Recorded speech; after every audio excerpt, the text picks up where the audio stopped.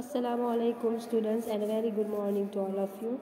In my last video I have discussed about the process to pass the three types of bills in parliament, that is money bill, ordinary bill and bill related to constitution, and the process is very easy. I hope you all have understood it very well.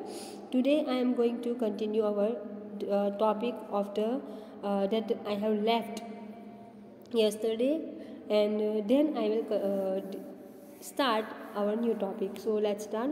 Apart from this is this, in both the houses of the parliament the social, economic, political, defense and foreign matter are discussed. कि parliament के अंदर दोनों houses के अंदर bill के अलावा भी social, economic, political और डिफेंस और फॉरेन मैटर्स भी डिस्कस किए जाते हैं. The Lok Sabha monitor and control the working of executive cabinet of ministers and the bureaucracy. और जो हमारी लोकसभा होती है वो क्या करती है, उसका काम क्या है कि वो executive office, cabinet of ministers, bureaucracy जो भी है वो जो कुछ भी काम करते हैं, उनका जो काम है एग्जीक्यूटिव ऑफिस का, कैबिनेट ऑफ मिनिस्टर्स का, उसको मॉनिटर करते हैं, यानी उनको चलाते हैं और उनको कंट्रोल करती है. It is the work of the elected member to see that the fund of the public are utilized properly. और ये काम है मेंबर का, जो भी मेंबर इलेक्ट किए जाते हैं यानी इलेक्शन में सिलेक्ट किए जाते हैं, जो मेंबर बनते हैं लोकसभा के, उनका ये काम है कि वो पब्लिक से जो भी उनको फंड मिलता है, जो भी उनकी इनकम आती है, उसको प्रॉपरली यूटिलाइज करें, यानी प्रॉपरली यूज़ करें, सही जगह पे उसको यूज़ करें. Lok Sabha has a direct control over the use of public fund. और लोकसभा के पास ये कंट्रोल है, उसके पास ये पावर है कि वो पब्लिक के फंड को कंट्रोल कर सकती है. उसके पास पब्लिक के फंड को कहाँ पे यूज़ करना है, कितना यूज़ करना है, वो सब पावर लोकसभा के पास होता है. Without the consent of the house of the parliament no new tax can be levied और any improvement in the existing tax can be done. और ये भी है कि जो हाउसेस है राज्यसभा और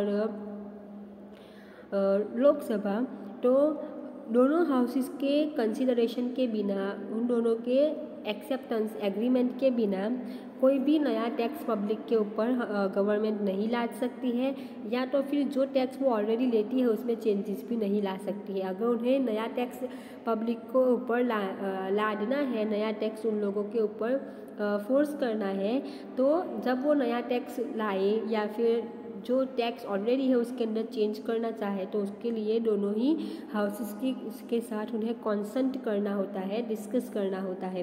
the houses of the parliament are called as the custodians of public fund, as it controls the functioning of the executive. Besides this, the parliament has the power to remove president. Parliament के पास ये भी power है कि वो president को अपनी post से हटा सकते हैं, वाइस प्रेसिडेंट को भी हटा सकते हैं, चीफ जस्टिस यानी कि जज को भी, सुप्रीम कोर्ट के और हाई कोर्ट के जज को भी अपनी पोस्ट से हटा सकते हैं. Chief election commission, auditor general और attorney general under the charge of the proven misbehaviour और इंडेफिडेंसी और वायोलेंस ऑफ द कॉन्स्टिट्यूशन. किस बिना पे वो लोग इन सभी को अपने पोस्ट पे हटा सकते हैं, तो या तो उन्होंने मिसबिहेवियर किया हो, या तो अपनी किसी के साथ वायोलेंस ऑफ द कॉन्स्टिट्यूशन यानी कॉन्स्टिट्यूशन के लॉज को तोड़ा हो, या तो फिर अपनी ड्यूटी अच्छी तरह से ना की हो. Through the process of impeachment की प्रोसेस से वो लोग उन लोगों को अपनी पोस्ट से हटा सकते हैं. नेक्स्ट है legislator at the state level. State, आपने जो स्टूडेंट्स अब तक देखा था वो सेंट्रल लेवल यानी कंट्री के लेवल पे हमने लेजिस्लेटर देखा था. कौन कौन सी लेजिस्लेटर ऑफिस आती है, एग्जीक्यूटिव ऑफिस आती है, फिर कौन कौन से हाउसेस होते हैं जैसे राज्यसभा, लोकसभा एक्सेट्रा. ये सब कुछ हमने जो देखा वो सब सेंट्रल लेवल पे आता है यानी कि कंट्री लेवल पे. हम देखेंगे अब स्टेट लेवल पे यानी राज्य के लेवल पे. तो राज्य के लेवल पे जैसे मैंने आगे भी आपको कहा था, दो टाइप की असेंबलीज होती है, लेजिस्लेटिव होती है, legislative assembly and legislative council. अब हम देखेंगे सबसे पहला legislative assembly. Each state has a legislature and it is called legislative assembly. हर एक राज्य के अंदर स्टूडेंट्स एक लेजिस्लेटर होता है जिसे लेजिस्लेटिव असेंबली कहा जाता है। Legislative assembly is the lower house. जैसे कि सेंट्रल लेवल पे अगर हम देखें तो लोकसभा लोअर हाउस है और राज्यसभा अपर हाउस है। सेम वे स्टेट लेवल पे दो होते हैं, legislative assembly and legislative council. उसके अंदर से लेजिस्लेटिव असेंबली वो लोअर हाउस होता है। अब हम देखेंगे legislative council. The other house of the legislator is called the legislative council. State level के ऊपर जो सेकंड हाउस है उस लेजिस्लेटर का, उसको लेजिस्लेटिव काउंसिल कहते हैं। Bihar, Maharashtra, Karnataka, Uttar Pradesh, Tamil Nadu etcetera has states have two houses. There are legislative council is the upper house and legislative assembly is the lower house. तो स्टूडेंट्स कैसा होता है कि हर एक राज्य के अंदर लेजिस्लेटिव असेंबली तो होती ही है, लेकिन कुछ राज्य ऐसे होते हैं जिसमें सिर्फ लेजिस्लेटिव असेंबली होती है, लेजिस्लेटिव काउंसिल नहीं होती है। तो कुछ राज्य ऐसे हैं जैसे कि बिहार, महाराष्ट्र, कर्नाटक, उत्तर प्रदेश, तमिलनाडु, ये ऐसे राज्य हैं स्टूडेंट्स जिसके अंदर लेजिस्लेटिव असेंबली तो होती ही है लेकिन लेजिस्लेटिव काउंसिल भी होती है, दोनों होते हैं। और ऐसे राज्यों के अंदर क्या होता है कि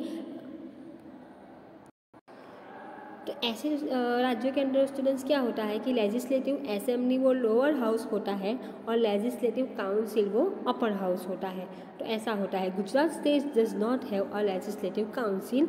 और जैसे मैंने कहा कि कुछ राज्यों के अंदर सिर्फ लेजिस्लेटिव असेंबली होती है, लेजिस्लेटिव काउंसिल नहीं होती है। तो इसके अंदर हमारा गुजरात भी आता है कि गुजरात राज्य के अंदर सिर्फ और सिर्फ लेजिस्लेटिव असेंबली है, लेजिस्लेटिव काउंसिल नहीं है। अब हम देखेंगे आगे। Various states have different numbers of members of the legislative assembly. हर एक राज्य के अंदर लेजिस्लेटिव असेंबली के अंदर जो मेंबर होते हैं उनकी संख्या अलग अलग होती है, कुछ किसी के अंदर ज़्यादा तो किसी के अंदर कम।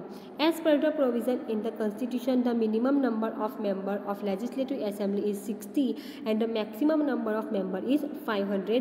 कॉन्स्टिट्यूशन के हिसाब से स्टूडेंट्स लेजिस्लेटिव असेंबली के अंदर मिनिमम यानी कम से कम 60 यानी 60 मेंबर होने चाहिए होते हैं और ज़्यादा से ज़्यादा 500 मेंबर्स होने चाहिए।